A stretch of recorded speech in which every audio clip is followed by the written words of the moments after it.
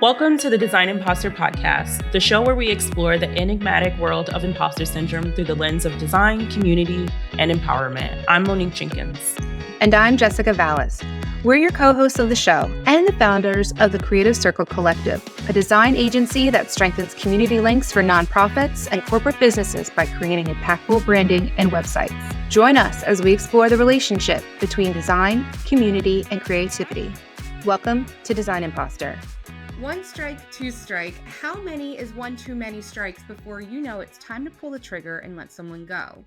On this episode of the Design Impostor, we're talking about hiring and firing from a manager's perspective, talking about interns, contractors, employees, and even business partners. It's exciting to bring on a new hire and add to your team, but it can be equally disappointing to let someone go when you put faith in them and you admire their work and you even got to know them personally. Yeah, I agree. Sometimes the fun of bringing in a new person on the team can cloud the realities of new personas and how they mesh with the new team, the quality of work that they're actually giving versus what they showed you in their portfolio, their responsiveness, friendliness, and all the things in between. And no matter how well you vet some people, someone's going to slip through the cracks and you need to understand how to deal with that. Monique has been mentoring a lot of design students, and I thought this would be a great starting point to talk about internships. Yeah. So as Jessica said, I've been mentoring a lot of students lately who are post-grad or about to be graduating. So some of them are 3 years post-grad and haven't been able to find employment in their respective field. Some of them are just coming out of school in this market that is wildly different than what it was when they originally went into school, and trying to understand, what they need in their portfolio, what they need on their resume in order to get them a job that they actually want in the field that they actually studied for. So how do you make sure that you connect what you did in school with the realities of the job climate that we're in today? And Jessica is someone who's hired interns before. So can you tell us a little bit about what that hiring process is for, how we've done it in the past, how we would do it at our business, and what we look for in interns? Yeah. So with an internship, I know that your resume is very small. I mean, your background is going to be waitress at Chili's, cashier at, Old Navy, and I'm fine with that. But what I really want to see is your portfolio. It doesn't matter if it's a PDF or a link, because I know, things are tight for students. So maybe you can't afford to get the $50 a month subscription.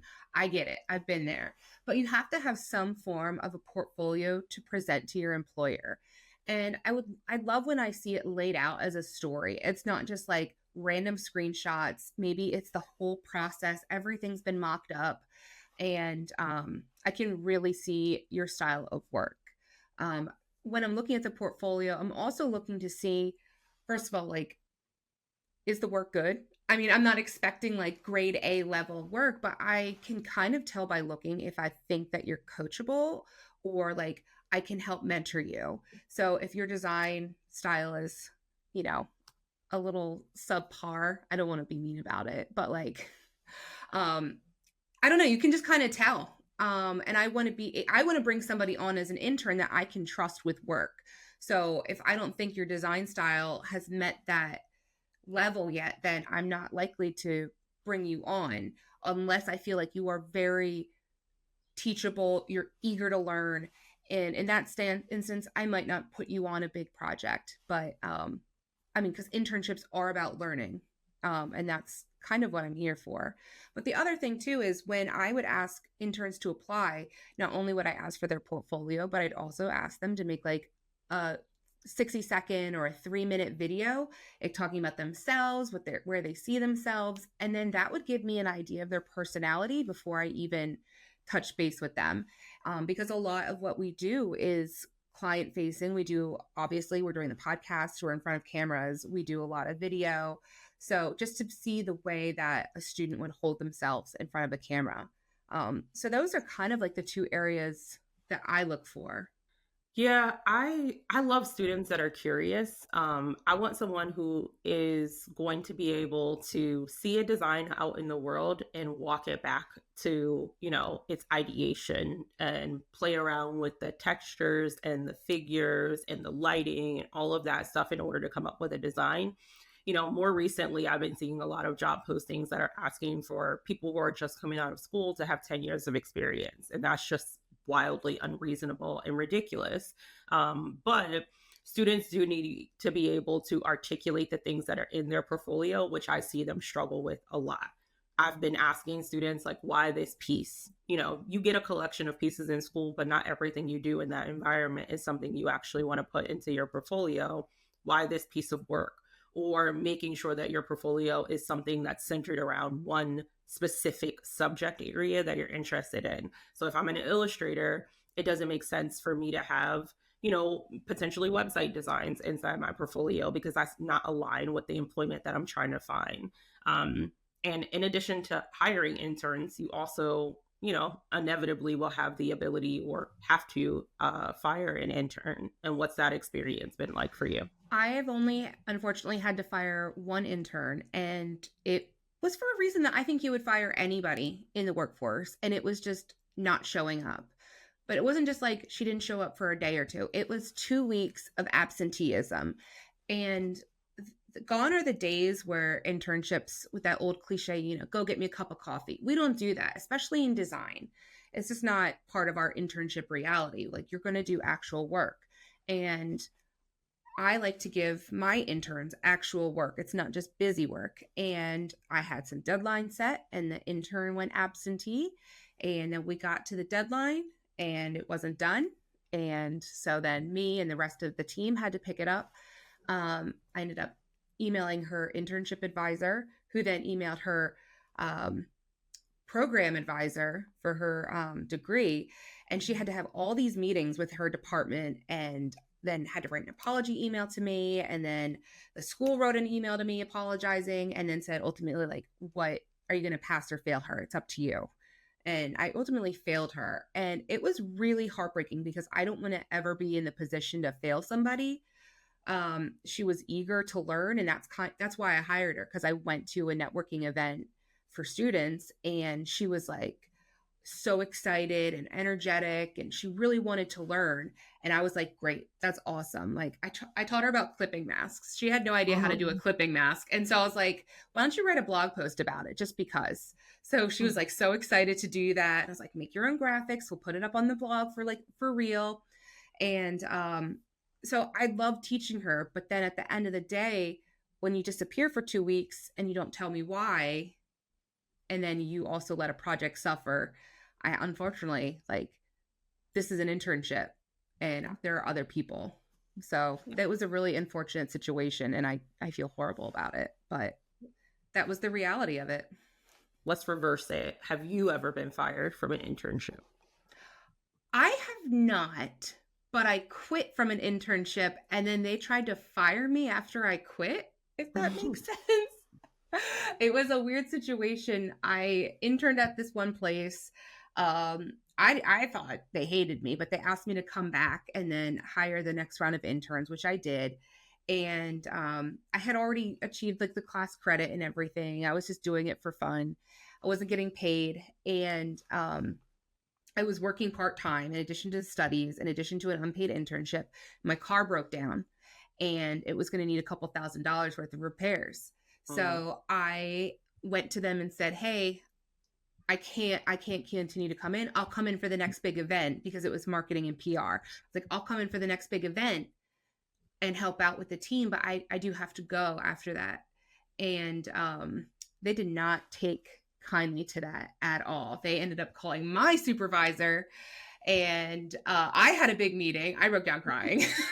She was like, this is not what we taught you to do. And I was like, I had to make a choice. I didn't just cold turkey them and say, oh, I'm gone tomorrow. Like, I gave them a 2-week notice and said I would stay for the next big event too.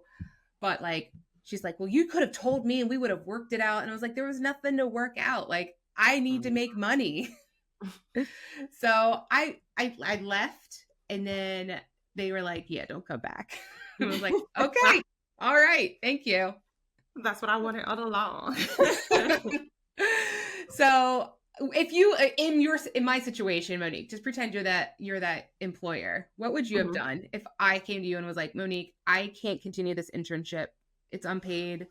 I didn't say it was unpaid, but I was like, Mhm. I've got to pay this expense and I'm going to have to work additional hours in addition to my studies. Yeah.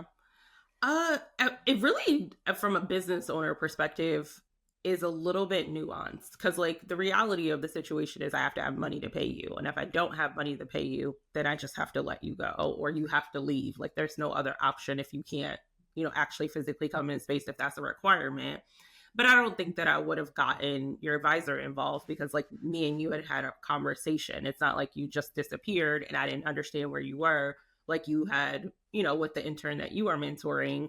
So, like, that's a weird part of that story for me. Like, what was the intent? Were they upset because you decided to leave? So then they felt like revenge was the next best step. And then, like, how does that leave a taste in the other interns' mouth that continue to stay there and be a part of that? So, like, to me, I would have just said, like, unfortunately, we're not able to pay you. But we think that you've done a great job here.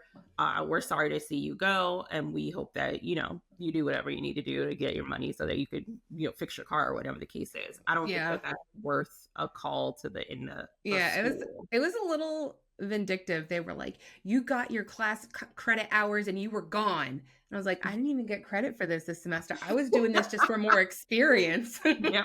So, joke's on you. No. But no, I do think about that experience quite a lot, and that's why I try to have a lot of grace with my interns. Like, I get it, things are going to pop up.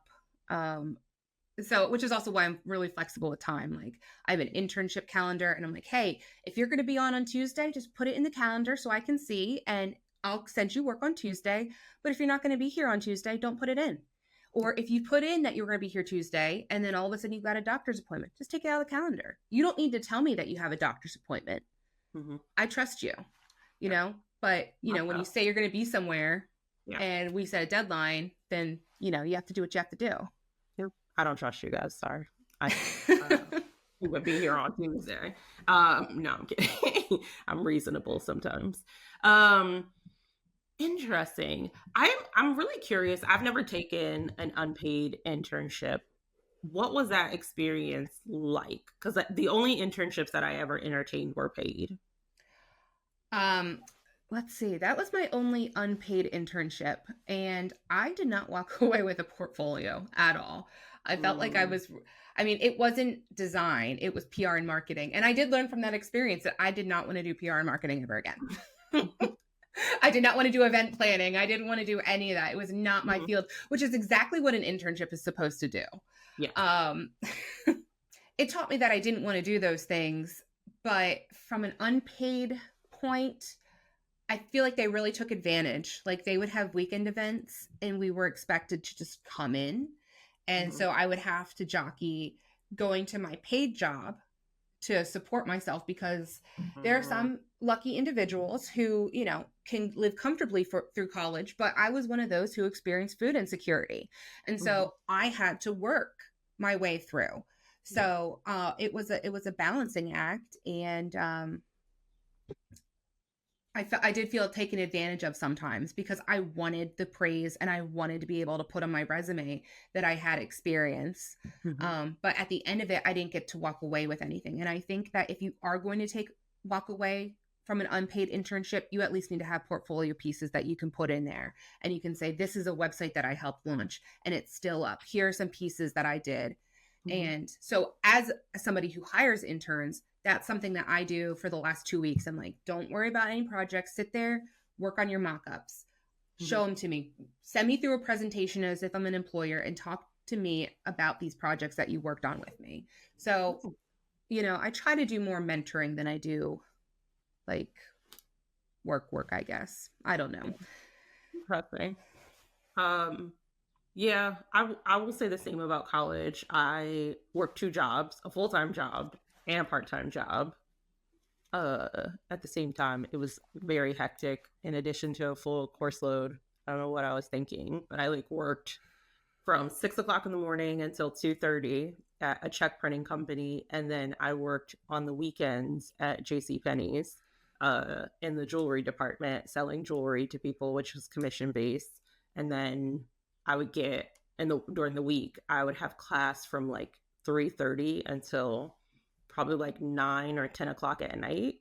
So from 6 o'clock in the morning until 9 p.m., I would be like running like a chicken with my head cut off. And then from 9 until like midnight 1, I would be like doing homework and trying to get things out of the door, um, which was a very insane time. My counselor at the time was like, I legit have no idea how you're doing what you're doing, but also like, why are you taking 7 classes and doing this? And I was like, I'm trying to get out of here. I don't want to be back Yo, home. stop trying to be an overachiever at all things. I am an active overachiever in every single thing that I do. There's nothing in this world that I won't achieve at. It's just that's just who I am, guys. Um, but let's get back on back on track with the actual episode. Yes. Let's pivot over to hiring employees. What has that experience been like for you? Admittedly, I have only ever had part-time employees, and they have been former interns Admittedly, I have only ever had part-time employees, and they've been former interns in transition between their next big job. So if they graduated and they're like, I'm waiting for this offer to come through, I'm probably thinking 2 months, do you have something that I can work on? Be like, yeah, sure, work part-time with me. And which is another beautiful thing about interning, is that you build that rapport and you can come back and forth. But I haven't had anybody long term that I've worked with. A lot of the people I work with are contractors. But Monique, you've been in a position where you've hired a team and you've let people go. So walk us through that experience as a manager. Yeah. So I'll start with hiring because that's the easier of the two. Hiring in a big corporation is a process. There are a lot of steps, just like there are a lot of steps for the candidate. There are internally a lot of steps that I also have to do in order to like get the person, to a place where we feel comfortable making an offer. Generally what happens is you apply online or through networking, whatever the case is, and you'll be sent to the HR person. That person will validate the experience on your resume. They'll make sure that you have enough, experience based on whatever the job criteria is. And then they send that over to me as a design manager. Once I get your resume, I'll set up a one-on-one call with us. It's really just like, I want to see, your vibe. I want to understand you a little bit better. I want to understand your resume. It's still at that point, I would say a no biggie interview. Like we're just talking. After I have that initial conversation with you, then I set up a myriad of interviews, sometimes that have design team members in it, engineers in it, project managers, marketing team members, whoever you're actively going to be working with. And we will either do a joint interview together, or you will be doing interviews with each of those relative departments.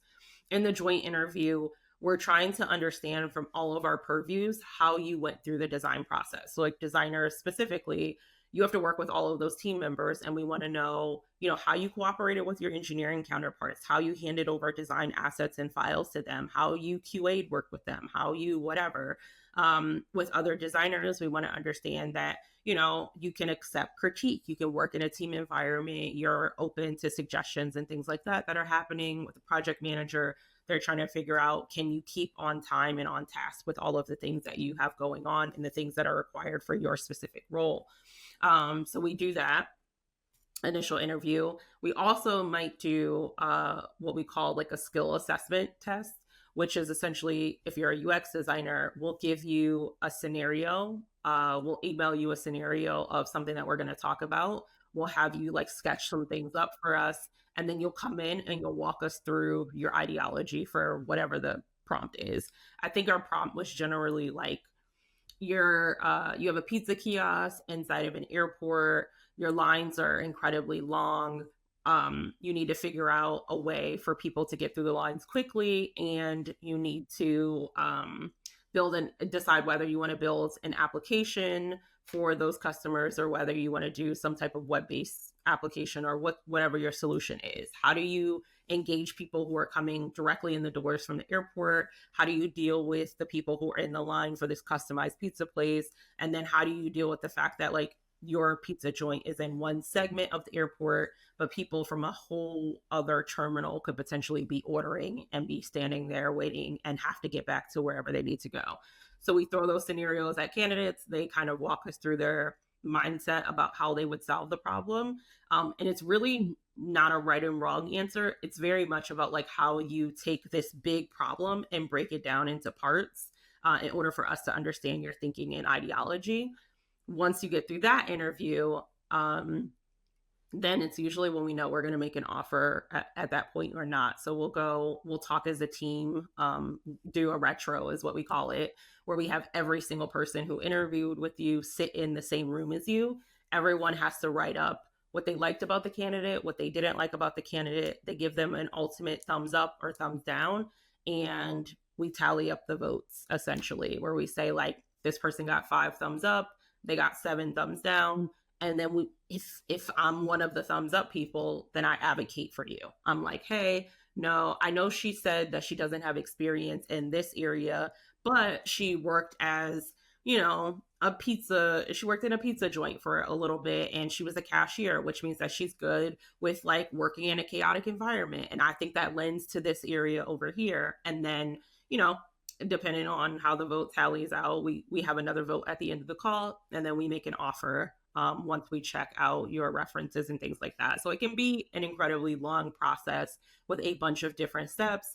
Sometimes we ask you to come back in for a secondary interview, depending on how things kind of net out with who you were able to talk to. And other times we'll just, check your references and then actually give you an offer. So it is a long process. And then I want to interject really quick and go back to that scenario. What I like about this from a managerial and even a prospective employee standpoint is that it gives everybody a level playing field because the question's the same. Yeah. And it's not like those generic questions like, tell me about a time where you had a project and you messed up.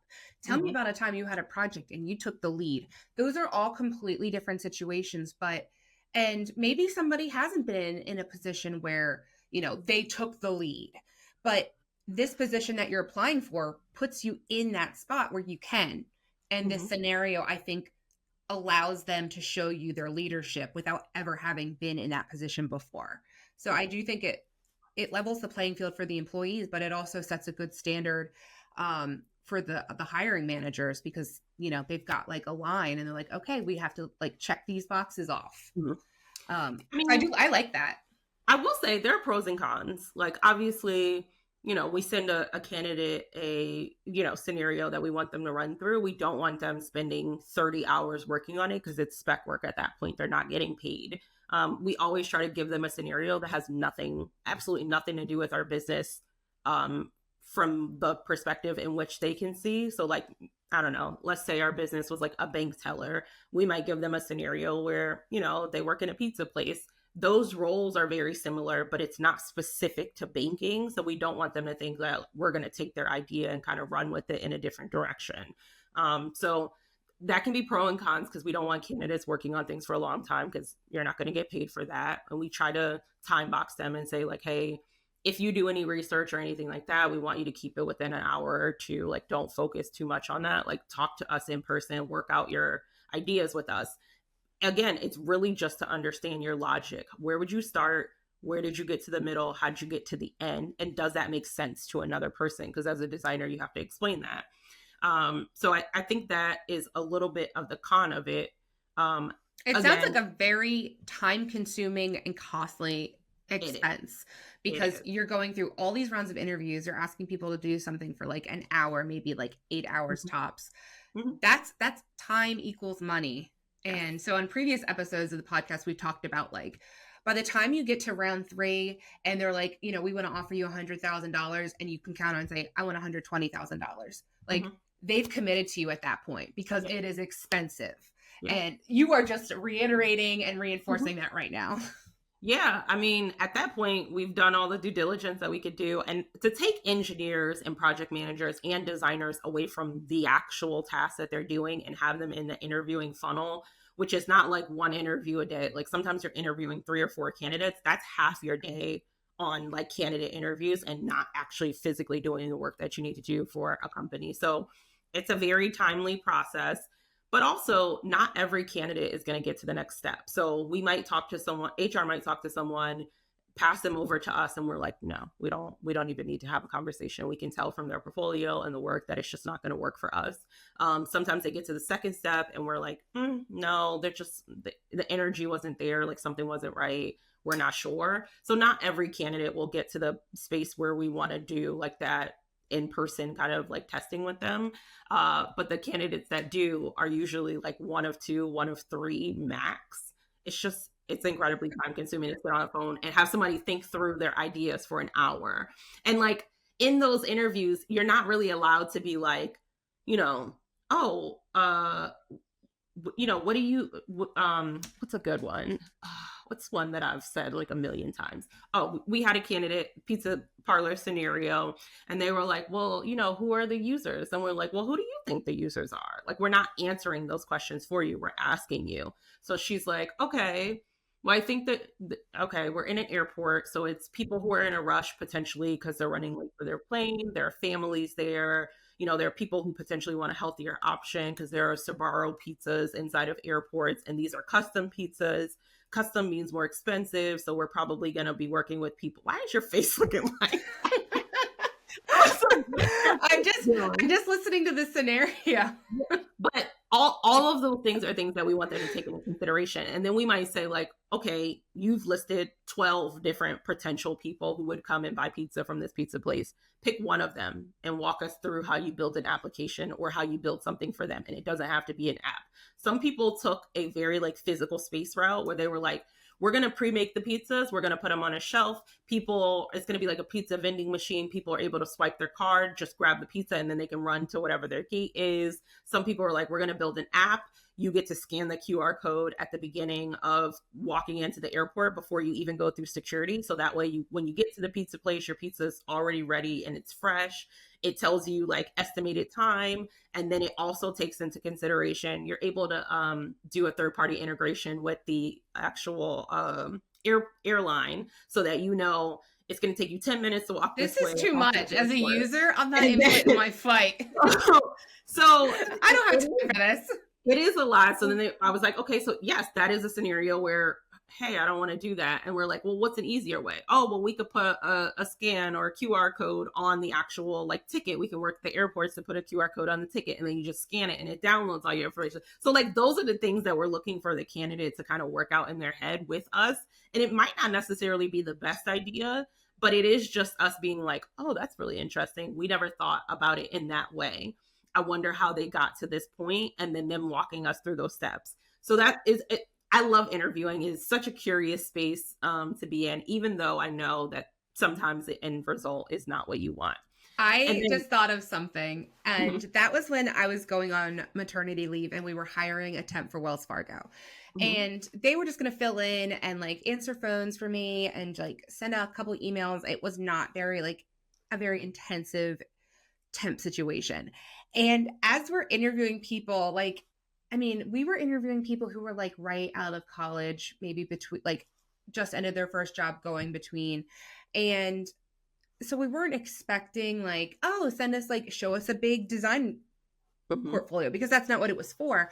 But one of the questions we had was like, do you watch Game of Thrones? Because at the time it was the height of Game of Thrones. And we had this whole whiteboard that had like all the houses, and we like cut out pictures from the magazines and had it up there. And every Sunday or Monday after we would go up and we would have like a brief every Monday to talk about the episode. Yep. Pause everything. Get to the round table. We got to talk about what happened with Jon Snow. That's never happened to me. Yeah, because if you don't like, I was going more for personality in this, instance, because like there was a very interesting group of individuals, and with them being like all my mother's age, it was like, okay, how do you connect with them? How do you be in a situation where like you're not looked down upon because you are so much younger? So it was like, well, let's find some commonalities. Do you watch Game of Thrones? Who are you voting for? Well, actually, no, we didn't ask that. We didn't ask that. This was like legally they can't. No, we didn't ask that, but we could infer. We looked at what universities you went to. We're like, oh, she's a graduate from Towson, or she's from Loyola, and I went to Loyola. So it's like, just looking for commonalities and not too much experience. All right. So you've interviewed somebody, you hire them, they've worked for you for a while, and then you start to notice things are not going as you expected. Yeah. Letting someone go or having that conversation with someone is really hard, because I think that sometimes what you don't understand, depending on who your manager is that it's just as heartbreaking for them to have to let you go as it is, to have that conversation with someone.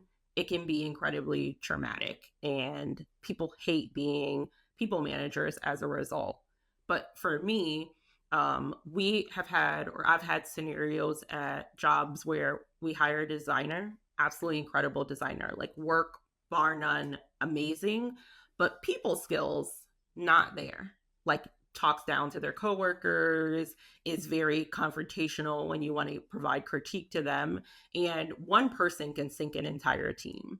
If every single time you go to propose something or you want to discuss something, someone's like, that sucks, it's not good, why are you saying that? That's not what I'm going to do. Or they're completely dismissive of the information that you're trying to give them, that right there will change an entire team dynamic. And we have to be able to nip that in the bud. So at least for my time as a manager, first step is always to first write up, hey, you said this to Susie, this was wildly inappropriate. That's not how we engage with our coworkers. That's not how we engage with people. It's not aligned with our core values as an organization.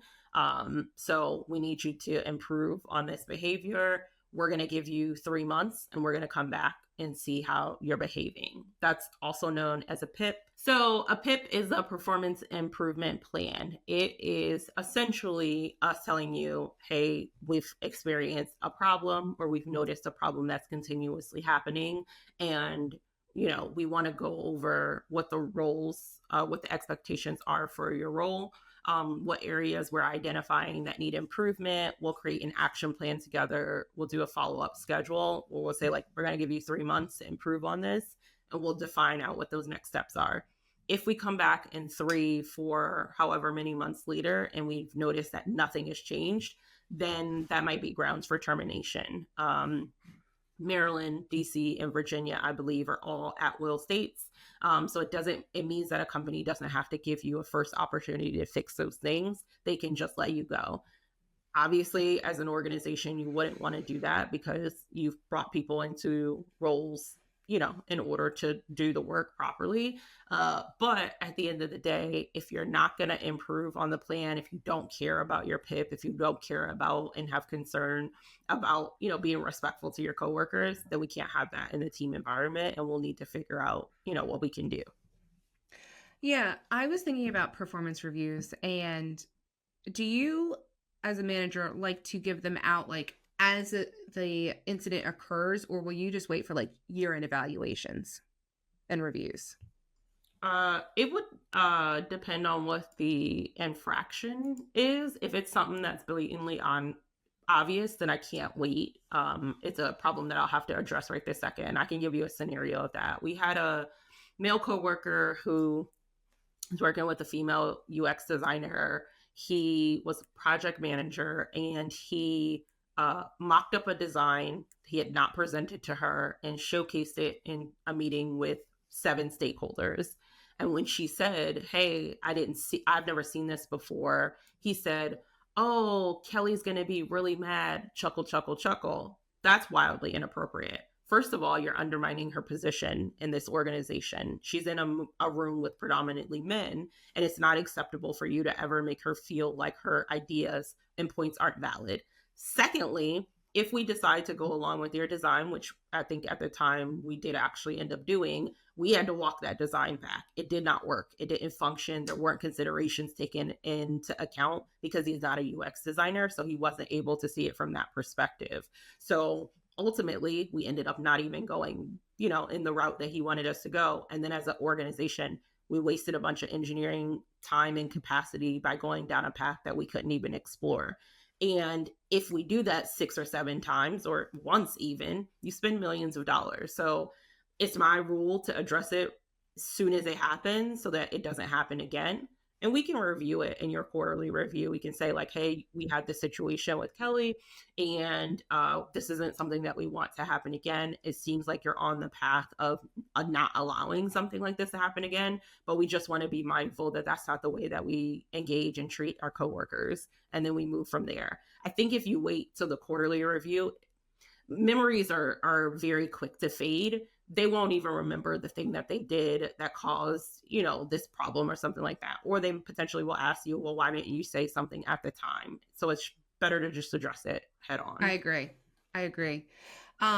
What about, because we live in a very remote hybrid situation and kids are home a lot now, how do you feel about individuals who have to, oh, I'm sorry, I've got my kid home today, or I have to bring my kid into school, or I'm sorry, I have to bring my kid to work today, or like there's multiple health issues and they're constantly calling out.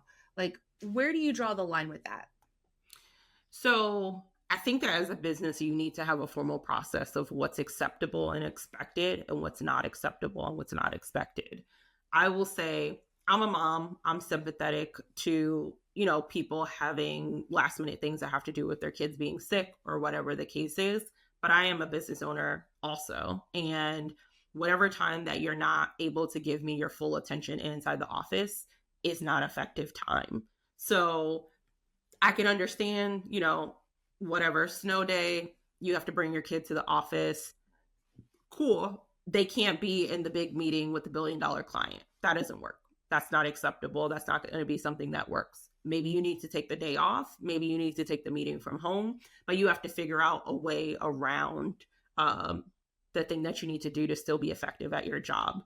But splitting your time sometimes in two different spaces is really hard because you're trying to figure out what requires the most of my attention right this second. And obviously your kids come first. That's not anything that I wouldn't disagree with. But as a business owner, hey, I got a deadline on this project, has to go out by 3 p.m. You can't tell me at 2:50 that you haven't been able to do anything all day because your kid has been sick and that things are happening. Even if you said something to me in the morning, if you said, hey, Monique, my kid is sick, I'm going to stay home today and, get work done from here. And then we get up to the deadline of a project. And now you're telling me like, hey, I can't actually submit this because they've been throwing up all day, so I have had to tend to them. Then I would have asked you, why didn't you take the day off? It's okay to say like, I can't do this right this second. Can someone cover for me? I think that's a much better conversation than it is to say, I need to split my effort in two different directions and not be able to fully give yourself to either one of those things. I'm thinking right now of somebody I know. They have an employee who brings her like nonverbal 2.5, 3-year-old with her every single day. And it's just because she's not able in a position where she can send her kid to preschool or daycare. And he'll kind of vent and be like, I just like, I know she's not in a position, but like I would pay at this point for her kid to go to daycare because there's the productivity is just not there. And that's when I start to think, well, you own the business. Like if she's not able to give her 100% and she's bringing her child every day and he's causing distractions all day. And like I've walked into the business and they're like, shh, he's taking a nap. No. We don't run this business around your child's nap schedule. Like that's a hard line for me. Yeah. I mean, again, you want to be sensitive, but you have to be firm because if you allow one person to do something, that sets the tone for the rest of the people in the organization. If one person can always bring their kid to the office, then why can't I bring my kid in? Oh, well, he was sick that day. Well, my son's sick today. Now he's here and that's a problem. You're bringing 6 kids to the office. Now we're all sick. That it just doesn't function in the way that you need it to. And I understand that daycare can be precarious and incredibly expensive. I understand that everyone doesn't have the same family support, but there's a line that has to be drawn no matter what the circumstance is. And if that means that you have to figure out daycare or you have to prioritize daycare over something else that you're doing, that's your personal business. But as the owner, I'm telling you that we're not going to allow your kid to come into the office anymore. And I think that's reasonable. Now, there are environments that 100% would accept some specific things. If you worked at Petco, I have a dog, you could bring your dog to work every single day. They don't have the anxiety of being home by themselves or whatever the case is. If you worked at, I don't know, McCormick or something, that's not acceptable. It's a food environment. So that's different. I want to interject here because I just remembered Wells Fargo had an emergency care Hmm. allocation. And so my mother in law was watching George when he was a baby. And then my father in law was diagnosed with cancer. So he would go in for chemo days and then she would go with him, and I wouldn't have anybody to watch George. So Wells Fargo would reimburse to use one of their designated care providers, which was, you could only use them X number of times, but that's what it was there for. And I was like, yeah, this is one of the many benefits of working for like corporate America is, hey, they want your time. So we'll Hmm. cover the $75 a day fee for a drop in or Yep. whatever it is. So that was really nice. But Yeah. That's a let really awesome benefit. yeah. Um let's pivot over to contractors. Hmm. Because a lot of times with contractors, I feel like you get to know them on a personal basis and you see their work regularly. Maybe it's through like LinkedIn, social media, networking. So you build a really good rapport with them. And then you need a contractor for like development. And you're like, oh, well, I know this guy who does development, and somebody linked us up and can vouch for him. So you bring him on. Um, what are some criteria for you when you're evaluating if somebody is a good contractor? Mm, contractors, it can be a bit iffy because you can still work a full-time job and be a contractor at someone's business, which means again your time is split. Um, Someone that I look for is someone who can keep to time. Like if the timeline for this project is Monday, don't text me on Tuesday and tell me that you can't get this done. Like it was supposed to have been done. So I always look for people who are able to like effectively manage their own time. As a contractor, that's not my responsibility. If I'm an actual employee, then I'm setting their hours. The contractor, you can work at 3, 4, 5 o'clock in the morning. I don't really care as long as you get the work done. So I always look for someone who can manage their time properly and has the ability to meet when we need to in order to discuss like what the scope of the work is going to be. So I think that's the biggest thing for me is that you're effectively able to manage your time, because I can't go to a client later and say like, I know we were supposed to give you this, but our contractor is, sick or not available or whatever the case is. And if you're not, I need you to tell me that information relatively soon so that I can pivot. Yeah, I will say, having worked with many contractors, that I know that I'm not your full time employer, but like if you're going to go away on vacation for 2 weeks, like you might want Mm-hmm. to drop me a line so that Yep. when a client has an emergency or a project comes up, like I'm not emailing an empty inbox. Mm-hmm. Um, and I've had that happen a couple times where I'm like, I really don't want to be texting you because I just found out you're on vacation, but like I needed this done Yep. and I'm relying on you. But like if Mm-hmm. you had just told me, we could have worked around. And I think it goes back to like just disappearing and Mm-hmm. time management. And Yep. this seems to be the theme of everything. Um, so that's one thing. The other is that you don't necessarily always know how somebody is going to talk in an email. And so for that reason, like I've allowed contractors to interact with clients before, and then I've gotten feedback that was like, oh, we love them, or feedback that's like, I no, this is not going to work. And then like having to promise like you will never have to interact with this individual again, please, Yep. thank you for telling me. And so then you get into this situation where you wanted to put trust in somebody, now you're having to be the middleman and communicate between the client and the contractor. Mhm. And I would say that's starting to get into the territory of knowing when to let somebody go, is when it's too much work to manage them. Yeah. Yeah, I would agree with that. So in the scenario where you had a contractor who spoke to a client in a way that was not acceptable, how do you have that conversation with them? Or what was that conversation like for you? Oh, with the contractor or with the client? With both entities, because I think it's important to understand how you smooth this Oh over. my You, gosh. you potentially could lose $100,000 Yeah. contract because Well, yeah. someone had a bad day. Yeah. So I talked to the client and I apologized. I was like thank you so much for bringing this up to me. It's embarrassing. And I acknowledge that they should not have spoken to you like this. I'm going to take care of it. And going forward, you will not have to work with this individual ever again. You will work with me directly on this. And then when it came time for the contractor, I was like, going forward, you will only work through me. Do not ever email the client separately. Do not text them. If you need anything, you will talk to me. But did you appreciate being that middleman? Because it requires so much more work on your part. You're acting as a gateway between two adults. I mean, it's disappointing that you have to put yourself in that situation. And that's when you start to think, okay, I need to swap the contractor I have for this role. Mm-hmm. And then you've got to go back, and it's like the hiring process all over again. Mm-hmm. And it is really, really difficult because you do get involved with these people and you grow attached and you want to be sympathetic to, we're all out there trying to make extra money, and it is not easy. But, for somebody who is like $100,000 client, you're like, okay, like I can't have you costing me 6 figures. Yeah. You might be great at what you do. Again, Monique, the personality trait that you talked about, you might design like a boss, but if you are tearing the team up and causing distress, then you got to go, unfortunately. And I have been in a situation where I gave someone a second chance, and we worked together for one thing. It kind of fizzled out. They hyped up a project that they brought me on for. I delivered, then they fizzled out. And then, so there was like, we worked on that simultaneously, but then fast forward like a year and a half, I had another opportunity, and I was like, well, let me tap them and see if it's changed. And it didn't. And I will never talk to this person again.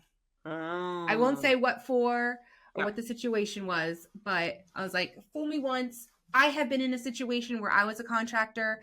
I didn't perform at my best. The employer or the woman I was white labeling under was like, I think we need to take a break. And we did. Then she came back a year later and we worked together again. And I appreciate that second chance. So I am open to second chances. But when you're 3 clients in and you're noticing the pattern hasn't changed, then that's a problem.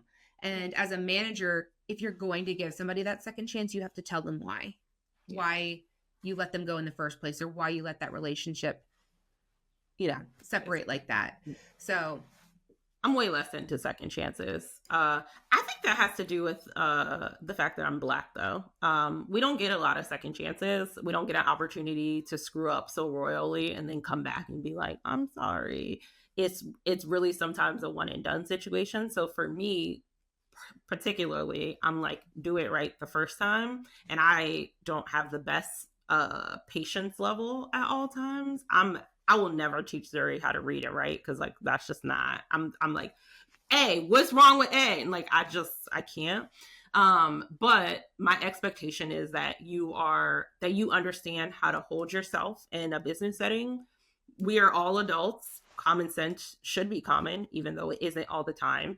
But you know that you don't take a client call in your pajamas. You know that you don't, put forward work that you absolutely hate, or that you didn't do your own, best practice or due diligence on. You know that you check for misspellings. You know that you da-da-da-da-da-da. And yes, small things I could probably forgive, but the big things I'm like, no, I'm not going to do this again, because I don't want to get burned twice. That's just not my particular love language. And I understand that people deserve a second chance, and I will give them a second chance in another area. But this particular thing, we're not about to do this again. Sorry for your luck. You're harsh. Sorry. I'm very harsh when it comes to those things, because one bad move can ruin an entire business. Like one bad situation, one bad comment, one bad whatever the case is, can just like ruin something. And I have to be really mindful that as a person of color, there are not a lot of second chances. Like you have to think about all the stereotypes that have to do with being Black in America. And I have to deal with that all the time. So I can't allow someone else to come in and be like, oh, this is not really my business. It doesn't really matter to me, because that's not going to work for me. Interesting. Yeah. I appreciate that we, as business owners, co-founders of the Creative Circle, co-hosts of the podcast that we do come from diverse backgrounds, because this is not something that would come up normally in conversation if, I were to own an agency with another white woman, And so it's just helping us understand this, the state of the world and the different thought processes. You're way more lax than me. I'm not lax. I'm very. Hey. You are intense. Hey. I know this. I know you are intense. Hey, that's taking too long. What you doing, bro? I can be very intense about specific things, but I know the bar that I set for myself, and I make that bar just as high for all the people around me. Like, my circle is amazing as a result of a very high bar. So if you want to be a part of it, you got to be on the same high bar that we all are on, or progressing towards that rate. You can't be like, I just eat Cheetos in my pajamas all day. Although I do. But you can't be like that all day, every day. Some days you got to like go hard and do the things that are necessary in order to like make things better for yourself. So yes, yeah. I'm a very like, but I recognize that about myself, and I'm working on it, people. I'm working on it. No, it's Monique and I are having constant conversations about our different work styles. Cool. And it's fitting that we have an episode about hiring and firing, because what about when you're actively working with somebody and actively trying to work out a situation? Your work ethics are, I would say our work styles are completely different. Yeah. Our design vibe is like on par with each other, but like our design, or I guess our work ethic, like you are go, go, go, go, go. Mm-hmm. Like I feel like 24/7. I'm like, when does she sleep? It's 3:00. And then I'm like, I've got to go to the bus, and I won't be back online until 8, 9 o'clock when the kids go to sleep. And you're like, how often do these kids go to school? God. And you're like, Zuri can entertain herself. Yeah. I think our work styles are different, but I think if I worked with someone who was like me, that probably wouldn't work. I don't know. I think two type A Monique's in the same room probably wouldn't mesh well. So it's good that we balance each other out. Although I am slowly but surely pulling Jessica to my dark side, and trying to get all the things in line. Because I think like if everything is set up, I'll get to the place where like we'll get to the place where we need to go in this business, which is to build $1 billion business. And that doesn't happen overnight. And it doesn't happen depending on like, what environment you're in or what the state of your business is and stuff like that. So I'm very like strategic about all of the moves in order to like get to the end result. Cause I can like see it, but I don't know like how I'm going to get there. But this is why we teamed up. Yeah. Cause I needed somebody to do more of the front end client facing. Let's get this process going. And I personally enjoy the back end. I enjoy doing the marketing and the design and making sure everything gets launched on time. So sometimes having the opposite, not personalities, because obviously we get along well. We're like besties. Hey, but having different styles will complement. And plus we're both Scorpios. So that can be either a very dangerous mix, or we're going to be best friends forever. It's going to be dangerous eventually. I can see it. Watch out. But I'm like, yeah, I mean, I think that when you start your business, or when you're considering starting a business and you want to bring in another person, it's very important that you can make sure that you can have a disagreement and move forward. You can have a sense of alignment and move forward. But I think that you have to make sure that your vision and this other person's vision are wildly in line with each other, because eventually you'll diverge paths. Like eventually, like I can see us diverging paths. Like I feel like you're eventually going to like step away from all the like day-to-day, anything has to do with like client acquisition stuff, and you'll stay in the marketing space. But even in there, I'm like, Jessica want to be a politician. She about to be somebody's mayor or something. You don't have time for those. So I'm like, I understand like our constructs of the business, and people change and they evolve and they want to do different things. Like I literally have 17 different business ideas in the flux right now. Like we have this business. I've been talking about starting this other business with other people. I have this other idea that I need to do, which is like a nuisance. We have the non-for-profit and all these other things. So like I continuously am just the type of person who's like, I want to start, I want to see it get to fruition, and then I want to sell that business and start a new business with the money that I just made from the old business. So like that's my vibe. That's the thing that I like to do. but that's not everyone's like vibe. They don't want to do like the groundwork kind of stuff. They just want to come in when everything is like sailing smoothly. And I can work in a sailing smoothly environment, but I do get bored. So I'm like, how quickly can we get to profit so that I can diversify, where my interests lie. Mm-hmm. So we've been talking a lot about contractors and what that relationship could look like, but how do we meet these people? You and I meet them completely differently. You do it at a lot of networking events, in-person things, and I do a lot virtually. I'm looking on LinkedIn. I'm asking for recommendations. I'm going straight to the portfolio and the website and using that as a tool to validate. So if you say you do website design and your designs, like your site looks like crap, then we don't need to continue this conversation any further. Yeah. Whereas I feel like you develop a really good relationship with people and you could talk to them for 1 minute and be like, oh, I wonder if they were to work for us.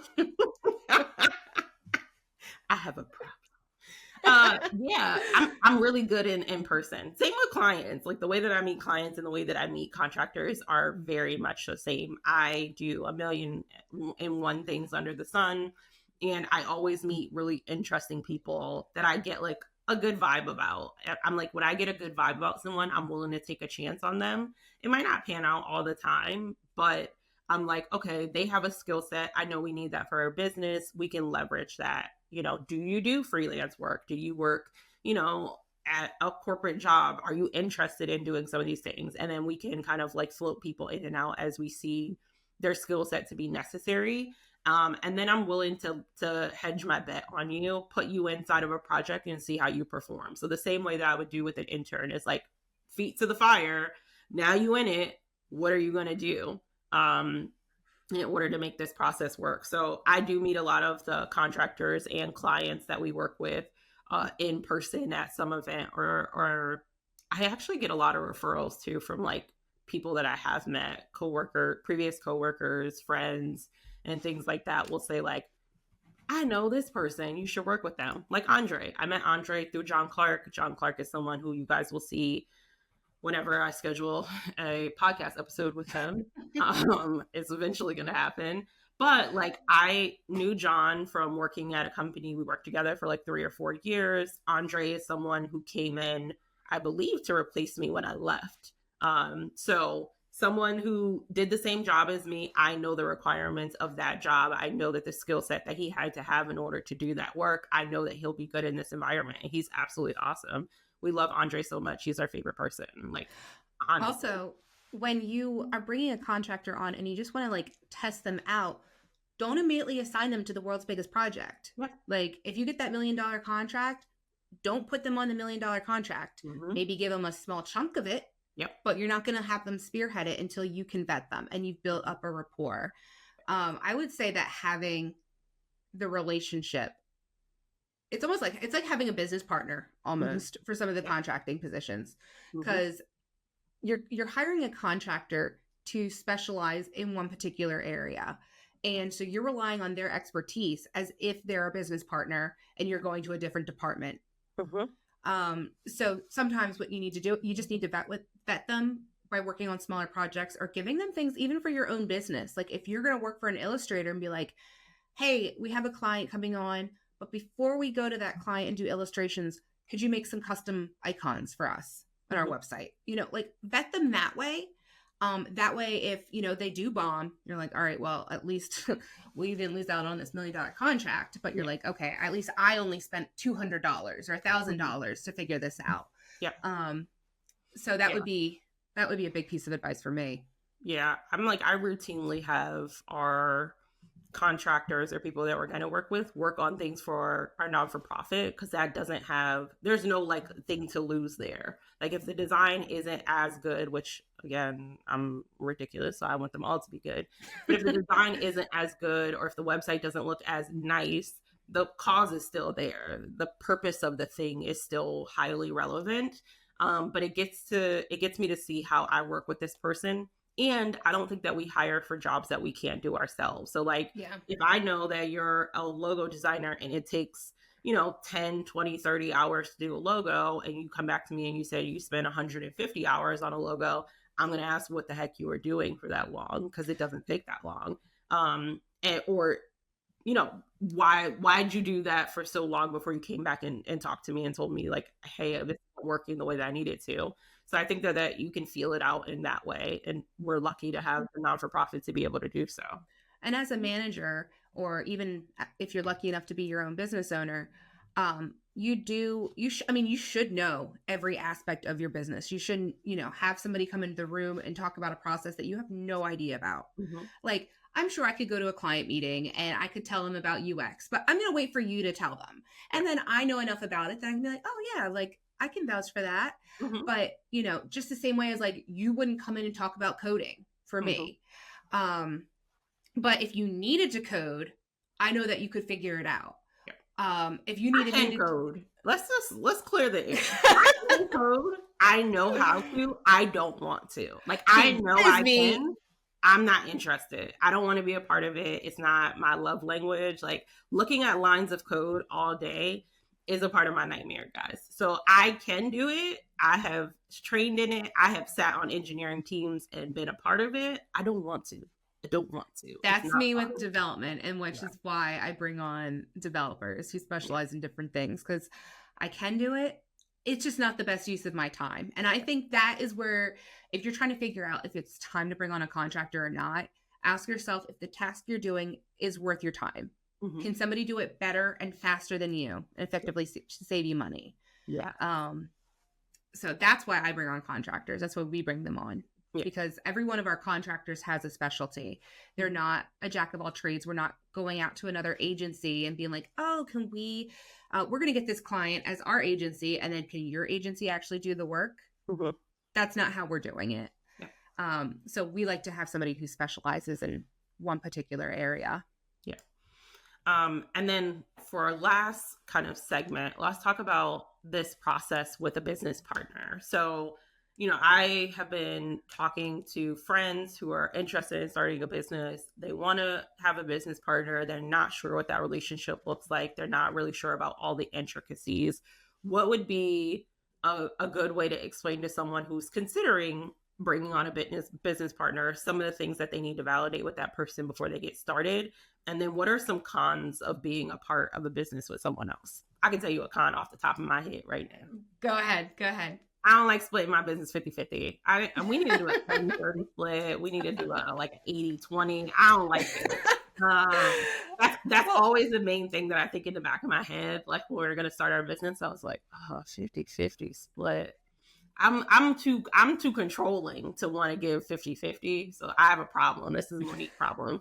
But also, this person has a vested interest in like what you can and can't do. If this person isn't willing to sign on for a project or something like that, you can't take, I wouldn't, at least, I would not take a project on or bring a person into this business and be like, yeah, Jessica doesn't like them, but like, whatever. That's not how that works. So for me, you don't get to make the final say when you have a bit, like when you're in a partnership. And sometimes for me, I'm like, I just want to move. I'm going to go. I'm going to like be over here. So that's a con. But I think the pros is that you're able to leverage two skill sets. I think you're able, like, Jessica acts as a second half of my brain. Like, sometimes we're in meetings and we like say something that the other person was thinking, or ask a question in a way that the other person would have asked it. And that's helpful to like release some of the cognitive load that happens. When I also love that we text each other the same thing at the same exact time. We're really weird. But okay, so you might want to bring somebody on as a partner if, one, you're feeling completely overwhelmed. Mm-hmm. You have a good business idea. Maybe you found somebody else whose business aligns with yours, which is kind of where we were. Mm-hmm. And your skill set, again, complements each other. I am not the best client-facing person. It is not like I can do it, but mm-hmm. I would rather be on the back end. And when we started the podcast, I was like, we should probably merge our businesses, because there's no point in you doing this and me doing the same exact thing. You building this out and I'm building out the same exact thing. Let's merge our efforts together and then try to go like really hone in on our expertise. So I appreciate that. And I actually, you're going to hate this or, laugh or think I'm ridiculous. I really like when we're working on like a proposal or something and we Yeah. tag each other back and forth and we're able to fill in the gaps. Like Yeah. I have a question and I'm like, what would you put here? Or like, you're like, what do you think of these icons? Or, should we fill this in? I appreciate that Mhm. there's somebody else who's got that left brain, like you said, who's Yeah. filling in the gaps for you. And it's quality control times two, because Mhm. when you're by yourself and you're looking at something over and over and over again, you're going to have errors because your mind just becomes attuned Yum. to it. It's Yep. invisible. So, Mhm. you'll get back to me and be like, yo, did you really QC this? I'll be like, let me go back. Let me go back. Let me tell y'all something about Jessica. She don't QC a damn thing. Okay. If she said that she looked at it, she did not. Because I'd be like, Jessica, I literally was like, Jessica, you spelled your own name wrong in this deck. And I just don't understand what we doing. What we doing right now? I'm like, how do you spell your name wrong? That's your name, right? Or you a broken identity? I don't like it. I don't know how that slipped through the cracks. You just, you see your own name so many times. Yeah. You spell Jessica with a C or a K. But it's nice to be able, I think that's our sweet space, is like when we're mind melting over like a proposal or a deck or something like that, we flow off of each other. There's no sense of like ownership, like this is mine or this is hers. We go back and forth on each other's slides. We move things around. We like play around. We get like really crazy. We get wildly too in depth in this. And then it becomes like, hey, we need to create this other deck. Hey, we need to do this other thing. And then it becomes wildly out of hand. But I think that's the space where our brains are like really, really working together and coming to like a sense of like consensus on something, is when we're working on decks. I really feel like that's our sweet spot. And then I think that extrapolates out to it's everything kind of fun too. Yeah. Okay, I'm glad you agree with me on this. I'm agree. good.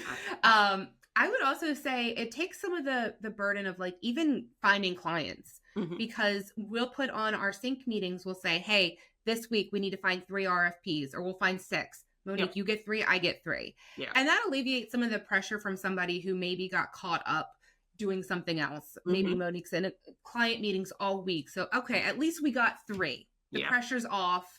We got something that we can work on this week. So, and then, everybody has their own different connections. So, it is a relief. She means me. But it also puts a lot of pressure on you to be a better person, a better business owner, because Monique is constantly pushing me and inspiring me. And every night I'm hitting that 8 p.m. coffee, and I'm hoping that I'm waiting for it to kick in at 9 o'clock instead of 3 o'clock in the morning. Text me, she's like, that 9 o'clock coffee hitting, I'm about to get in there. And I'd be like, I'm going to bed. I'm about to go to sleep. I've been up since 4 o'clock, and I'm like, I'm about to leave. But there's some things like we kind of talked about already, which was like childcare, and you have a support network, a very active support network, whereas mine, not there. Mine's very spread out. My husband is a police officer, very strange hours. He's like home for like a day or two, and then he's gone. It could be the middle of the week. It could be the weekend. He could work late. He could not be work late. He leaves the house before the kids get up. He gets home after they get home from school. So a lot of that falls on me to stop the workday. I've got to stop at like 2:45. I've got to go get my one son from daycare. I've got to get the other kid off the bus at 3:45. Then it's homework. Then it's dinner. Then it's bath time. And for somebody who's exhausted, if you just understand like my family dynamic, like he works in Baltimore City. So that's not just like your regular municipal police officer pulling you over for car stops. Like it's exhausting for him. So, and not to say I'm the dutiful wife or anything. Oh, honey, kitchen's, or dinner's ready on the table, because he usually cooks. Beautiful wife. She lying to y'all. She be doing that. No, he cooks and he does the dishes, but we have to do our own balancing act.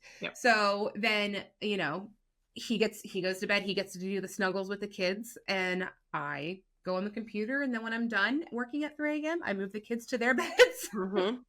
And then, we repeat the cycle. But like, when, if something were to pop up, I can't just, call my mother-in-law or my mom, or, my neighbors are great. And there's been a couple of times where they've been able to step up, but they also have small children, or they've got babies, and, you can't it's difficult to rely on, people who aren't necessarily family or, so I want to give grace to all those people who are in a difficult situation where you don't have a support network readily available, and thank all the people who do or aren't in that situation, and just say like, hey, not to say everyone's as lucky as you, but not everybody's in the same situation, and we adapt differently.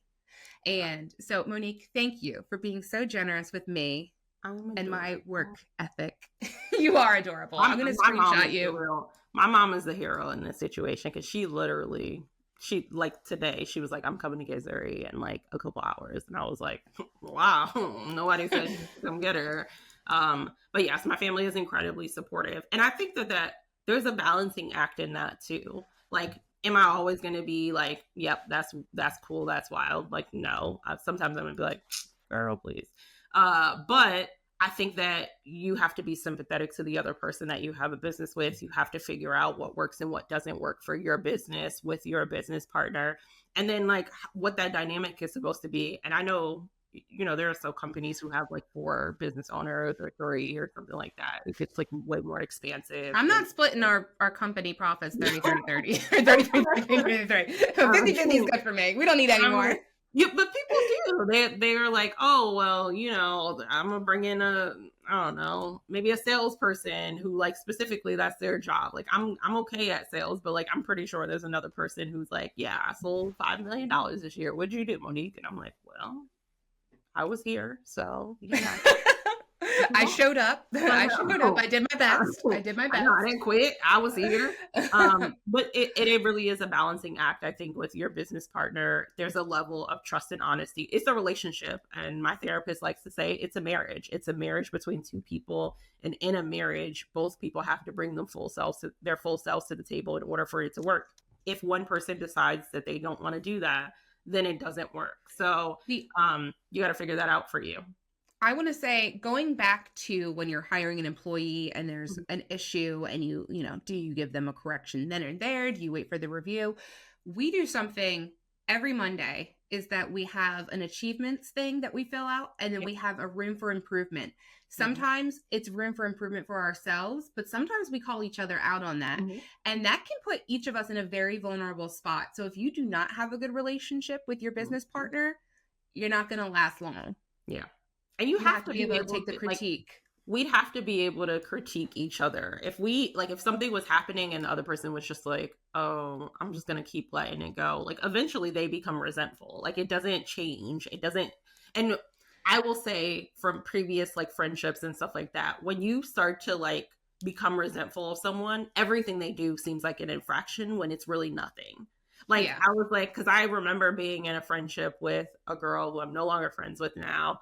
And I can't even remember what this stupid argument was about, but I think she was like, oh, I'm gonna do, what was it? It was like, oh, can you come to my baby shower and can you bring drinks and something else? Like at the last minute though. And I was like, no, like why didn't your brides or whoever these women are that you call your friends, like why can't they do it? And she was like, oh, well, they're busy. They're helping me set up and stuff like that. And I'm like, no, I'm not a slave. Like, no, you figure that out for yourself. You better find a local gas station or corner store. Now, did I end up bringing it? Yes, because I'm trying to be a nice person most days, but not every day. But I think that, when you have tension with another person, sometimes they might feel like everything they're doing is intentionally to, do something negative to you or intentionally being malicious to you. And when you start to get into that headspace, you need to be able to pull yourself back out and get to a sense of like responsibility and ownership. Again, this is a partnership. You guys are stuck in this together. How does that work? However, what we didn't touch on is what happens when this relationship isn't working with your business partner anymore. Who gets what? How does that all happen? Are you leaving me? Are you leaving me? You got 3. You got to. No, as soon as you run for election, I'm going to be like, bye, Jessica. No, yeah. At that point, I'll be gone. But Jessica, 2025, mayor. Is that when you run in 2025? Yeah, for mayor. But it's okay. I only get paid $75 a month. It's very low key. She's going to be president of the United States. No. What is Aleppo? Yeah. But at the point where you've gotten to, this idea that you and this person can no longer work together, the business doesn't function, you're having situations in the office that your employees can now like see or start to like tether together, there's no communication between you, then I think it's time for you guys to formally sit down and divest your business. Who's going to get the logo? Who's going to get the website? Who's going to get all of the stuff that has to do with this brand? Is another person going to buy you out? Like, what does that relationship looks like? It's a total divorce. Yeah. So it really is like a divorce where you really have to sit down and go through all of these things. And you should have done that before you started. There should be bylaws and contracts and all of the ideas lined up about what you guys would do in the event this relationship no longer works or functions, who gets what, because that's when you're in like the love honeymoon stage. I always say that about divorce too. Before you get to the divorce, the prenup is your love honeymoon stage where you're like, she's such a good wife. Let me give her like $50,000 a year at this point, as opposed to like at the point that you find out that someone was unfaithful and then you're like, they get nothing. You're way more generous in the beginning when everything is happy and lucky than you are at the point that something is failing or you don't want to be a part of this anymore. I didn't do a prenup. My love's forever. My love is forever too, except that I would ruin Brian.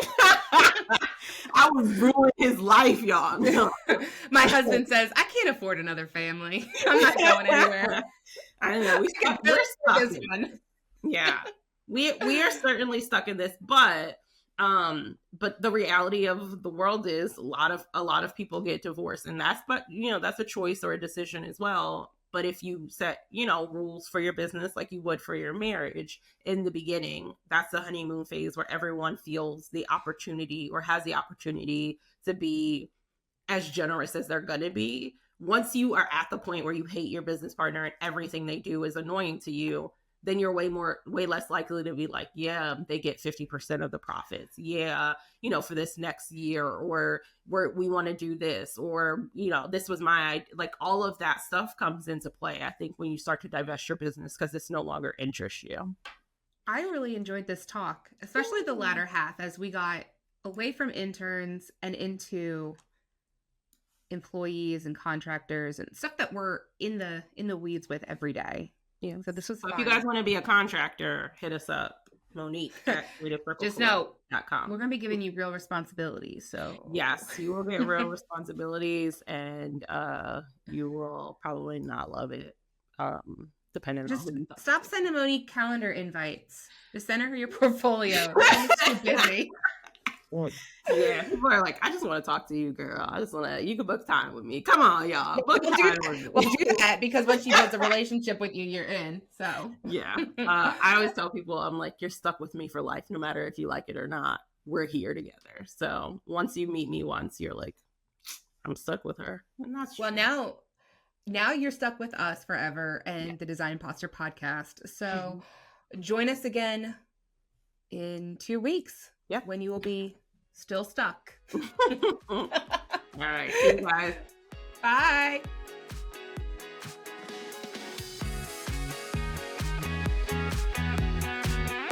As we conclude another episode of the Design Impostor podcast, remember, self-doubt may be a universal experience, but it should never define your worth or potential. Embrace the power of your creativity, trust in your abilities, and continue creating fearlessly.